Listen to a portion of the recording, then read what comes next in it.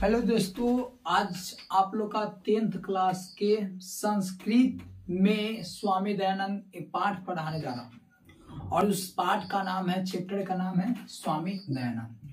और स्वामी दयानंद को प्रारंभ में समाजों का सुधारक भी कहा जाता है। स्वामी दयानंद को समाज का सुधारक भी कहा जाता है क्योंकि इन्होंने मध्यकाल में अनेक निंदनीय कृतियां भारतीय समाज को दूषित किया था। कहता है कि स्वामी दयानंद को समाज सुधारक भी कहा जाता है।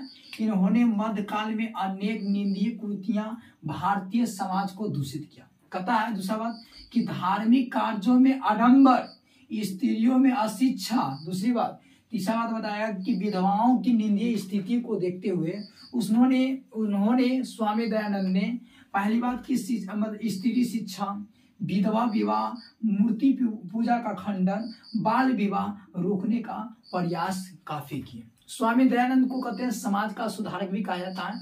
उन्होंने कहते हैं कि स्त्री शिक्षा, विधवा विवाह, मूर्ति पूजा का खंडन और बाल विवाह रोकने का काफी प्रयास किए।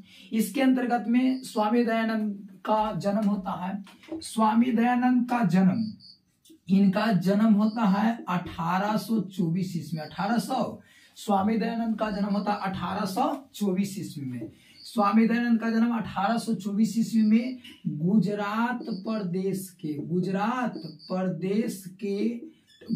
प्रदेश के टंकारा नामक गांव में होता है। टंकारा नामक गांव में स्वामी दयानंद का जन्म होता है 1824 ईस्वी में गुजरात प्रदेश के टंकारा नामक गांव में। इनको स्वामी दयानंद को समाज का सुधारक भी कहा जाता है। इन्होंने स्त्री शिक्षा, विधवा विवाह, मूर्ति पूजा का खंडन और बाल विवाह को रोकने का काफी प्रयास किए थे। इन्होंने मध्यकाल में, इनको कहा जाता था, मध्यकाल में अनेक निंदनीय कृतियों को इन्होंने हटाने का काफी प्रयास किया।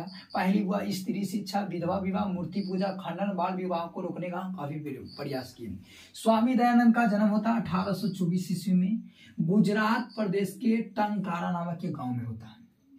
इस स्वामी दयानंद कर्मकांडी परिवार में आते थे। कैसा परिवार में? कर्मकांडी परिवार में आते थे। कर्मकांडी परिवार में आते थे स्वामी दयानंद ने।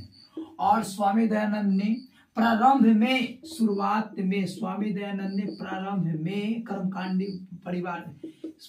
में संस्कृत विषय से शिक्षा प्रारंभ किए थे। स्वामी दयानंद ने प्रारंभ में संस्कृत विषय में शिक्षा प्रारंभ किए थे। और स्वामी दयानंद के बारे में बताया जाता है कि स्वामी दयानंद कर्मकांडी परिवार में आते थे। पंडित जिसको कहते हैं, पंडित जात के अंतर्गत में आते थे। उस समय मध्यकाल में उस समय नियम था कर्मकांडी परिवार में कि हर घर में शिवरात्रि महापर्व होता था। और शिवरात्रि महापर्व होता था, हर घर में शिवरात्रि महापर्व होता था। स्वामी दयानंद ने जब शिवरात्रि महापर्व हो रहा था, उसी समय जब स्वामी दयानंद ने अपने शिवरात्रि महापर्व में शामिल होते हैं, तो उस समय देखते हैं क्या कि स्वामी दयानंद ने जो शिव का जो मूर्ति का पूजा हो, शिव का जो मूर्ति रहता, उस पर अपूर्ति वस्तुओं को एक मुस्का, जो कहते हैं मुस्का क्या कर रहा था? खा रहा था। मुस्का क्या कर रहा था? अपूर्ति वस्तुओं क्या कर रहा? खा रहा था। उस समय जब शिवरात्रि महापर्व हो रहा था, तो स्वामी दयानंद देखते हैं क्या कि जब शिव का जो मूर्ति होता है, उस पर एक चूहा ने क्या करता है कि उस पर चढ़ाए गए अपूर्ति वस्तु को खा रहा था। उसी समय स्वामी दयानंद को दिमाग में चलता है कि अगर मूर्ति में कोई शक्ति रहता, अगर कोई प्रतिमा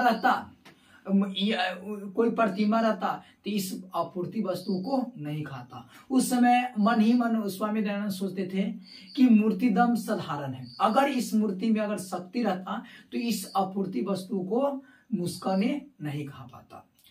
उससे स्वामी दयानंद ने इस चीज को देखकर स्वामी दयानंद काफी वैराग भाव उत्पन्न होते हैं। और वैराग भाव उत्पन्न होने के कारण अपना क्या कर जाते हैं, इस शिवरात्रि महापर्व को शिवरात्रि महापर्व को पर्व को छोड़कर, शिवरात्रि महापर्व को छोड़कर अपने घर चल जाते हैं। और घर जाने के बाद मात्र काफी 2 साल के अंदर में, कितना साल के अंदर में, 2 साल के अंदर में, 2 साल के अंदर में इनकी छोटी प्रिय बहन का मृत्यु हो जाता है स्वामी दयानंद के मां। इससे स्वामी दयानंद ने काफी वैराग भाव उत्पन्न होते हैं। उनको समझ में नहीं आता कि अब क्या करें ना करें। जब शिवरात्रि महापर्व से वैराग भाव उत्पन्न होने के बाद, जब 2 साल के बाद अंदर में इनकी छोटी बहन का एक मृत्यु हो जाता है, तो स्वामी दयानंद इससे और काफी वैराग भाव उत्पन्न हो जाते हैं। और वैराग भाव उत्पन्न होने के कारण वो अपना मन में ठान लेते हैं, वो अपना घर छोड़कर कहाँ चल जाते हैं, घर को छोड़कर मथुरा जाते हैं। कहाँ जाते हैं, मथुरा जाते हैं। और मथुरा में जाने के बाद कुछ साधु संतों के साथ घूमने लगते हैं। और कुछ साधु संतों के घूमने के बाद एक अंधे गुरुजी मिलते हैं इनको। एक अंधे गुरुजी मिलते हैं जिनका नाम है बिरजानंद नाम के एक अंधे गुरुजी मिलते हैं, जो उनसे बिरजानंद अंधे नामक एक गुरुजी मिलते हैं। उनसे आर्ष ग्रंथ का, कौन ग्रंथ का, आर्ष ग्रंथ का शिक्षा प्रारंभ करते हैं। आर्ष ग्रंथ में क्या करते हैं, शिक्षा प्रारंभ करते हैं।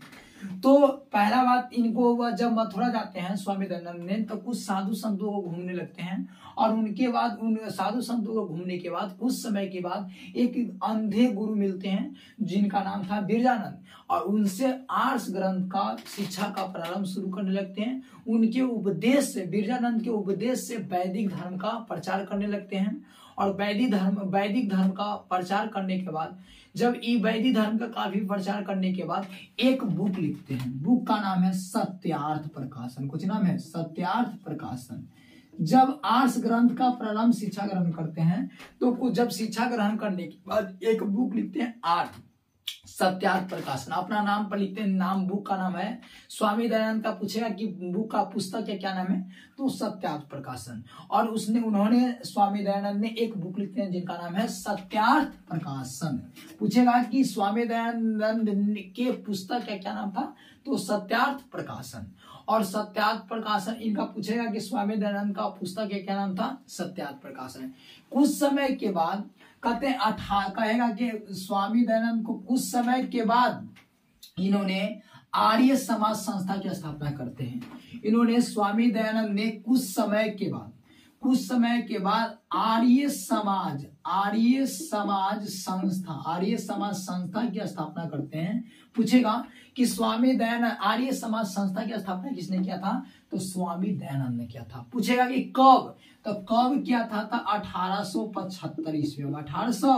1875 ईस्वी में किए थे मुंबई नगर में। कहाँ किए थे, मुंबई नगर में।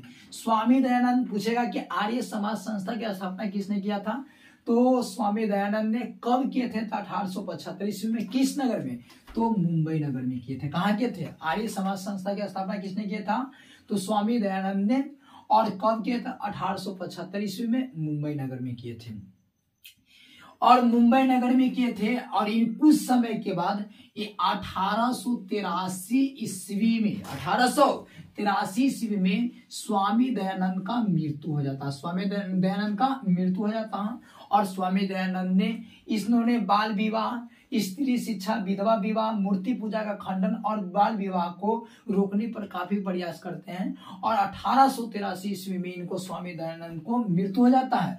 और इनको अच्छा काम करने के चलते इनको गांव के लोग, मतलब इनके जनता लोगों ने इनके नाम पर एक विद्यालय का स्थापना कर देता है जिनका नाम है डीएवी विद्यालय, जिनको कहते हैं गुरुकुल विद्यालय। कौन सी कहते हैं, गुरुकुल विद्यालय। इसको कहते हैं गुरुकुल विद्यालय की स्थापना करते हैं, डीएवी विद्यालय के। पूछेगा एक सवाल कि डीएवी विद्यालय की स्थापना कब किया गया था, तो 1883 ईस्वी में। पूछेगा कि डीएवी विद्यालय की स्थापना कब किया गया था, तो 1883 ईस्वी में। पूछेगा कि डीएवी विद्यालय स्थापना किसके द्वारा किया गया था, तो उनके अनुयायियों के द्वारा किया गया था, उनके जनता के द्वारा किया गया था। डीएवी विद्यालय की स्थापना किया गया था।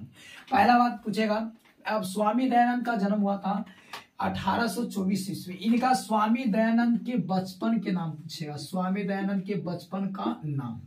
स्वामी दयानंद का बचपन का नाम था मूल शंकर। कौन शंकर? मूल शंकर था। स्वामी दयानंद के एक सवाल पूछेगा कि स्वामी दयानंद का बचपन के क्या नाम था? मूल शंकर। इनका बचपन का नाम था, लोग इनको कहता था बचपन में इनको मूल शंकर कहता था स्वामी दयानंद को। और इनका एक पुस्तक लिखा गया था सत्यार्थ प्रकाशन।